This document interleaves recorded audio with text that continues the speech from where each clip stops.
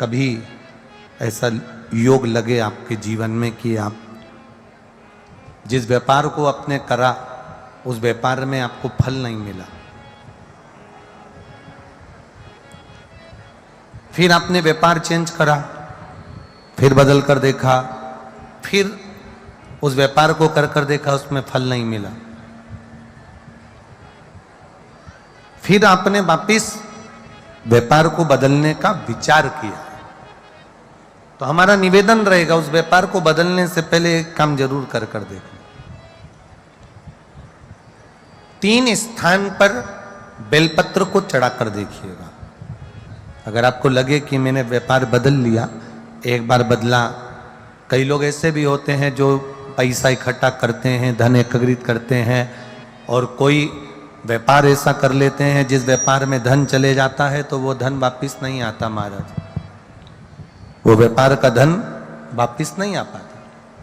तो बड़े दुखी होता है कि भाई मेरा गया हुआ पैसा नहीं आ रहा, मैं बड़ा कष्ट में हूं, मेरा खुद का ही आ जाए ना तो मैं निहाल हो जाऊं, मेरा अपना ही नहीं आ रहा जो गया हुआ है, तो मैं क्या वर्णन करूं, उसको क्या कहूं। उनके लिए भी ये प्रयोग, ये शिव विद्येश्वर संहिता का ये भाव बड़ा सुंदर है महाराज।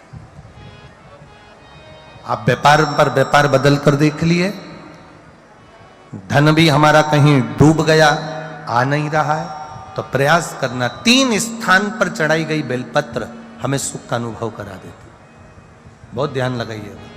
पहला, अशोक सुंदरी की जगह। अब ये बेलपत्र जब भी आप चढ़ाएंगे तो रविवार की अगर प्रदोष पड़ जाए, कौन से दिन? रविवार की प्रदोष के दिन ये प्रयोग अवश्य कर देखिएगा। ज्यादा बार नहीं करना है, केवल एक ही बार करना, बाबा उस स्वयं कृपा करेगा। अपने मंदिर में, अर्थात अपने घर के पास कोई मंदिर हो, शिवालय हो, देवालय हो, जहां शंकर भगवान विराजमान हो, शिवलिंग हो, ऐसी जगह पर अवश्य करें। हमें कहीं दूर जाकर ये प्रयोग नहीं करना है, अपने शिवालय, अपने जो घर के आसपास में शिवालय हो वो। एक बेलपत्र अशोक सुंदरी वाली जगह। अब उसको अशोक सुंदरी की जगह पर भी चढ़ाने का तरीका क्या है? जब हम बेलपत्र चढ़ाएंगे तो उस बेलपत्र को चढ़ाते समय आपकी जो बेलपत्र की डंडी है, वो बेलपत्र, रविवार प्रदोष के दिन का ये उपाय है महाराज। ये बेलपत्र की जो डंडी है, इस डंडी का भाग शिवलिंग की ओर होना चाहिए। ये जो डंडी है, इसका भाग अशोक सुंदरी पर जब चढ़ाएंगे तो शिवलिंग की ओर इसका भाग होगा महाराज। दूसरी, बेलपत्र को जब हम समर्पित करेंगे, जया, विषहरा, शामरीवारी, दौतली, देव। मान लो जलाधारी ऊपर नहीं है शंकर जी के, तो उसका स्मरण कर 5 कन्याओं का नाम लेकर, जया, विषहरा, शामलीवारी, दौतली, देव, इनका स्मरण कर शंकर भगवान के शिवलिंग पर बेलपत्र रखेंगे। बेलपत्र कहां रखना है?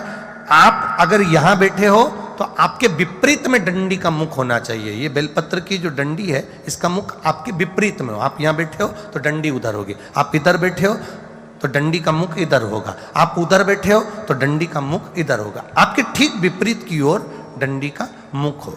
ये 2 जगह बेलपत्र समर्पित करने के बाद, तृतीय बेलपत्र शिवलिंग की जो जलाधारी है, जहां पर भगवान शंकर का शिवलिंग रखा है, वहां स्पर्श कराकर, केवल छुआना है, स्पर्श कराकर बेलपत्री के पेड़ के नीचे ही कोई कंकर हो, कोई शंकर हो, या कोई मिट्टी का ढेला हो, नी हो, तो वहीं मिट्टी को थोड़ी सी ऊंची कर एक बेलपत्र बैठकर, इस बेलपत्री की डंडी जड़ की ओर, मतलब जो वृक्ष होता है उस ओर इस डंडी का मुख होना चाहिए।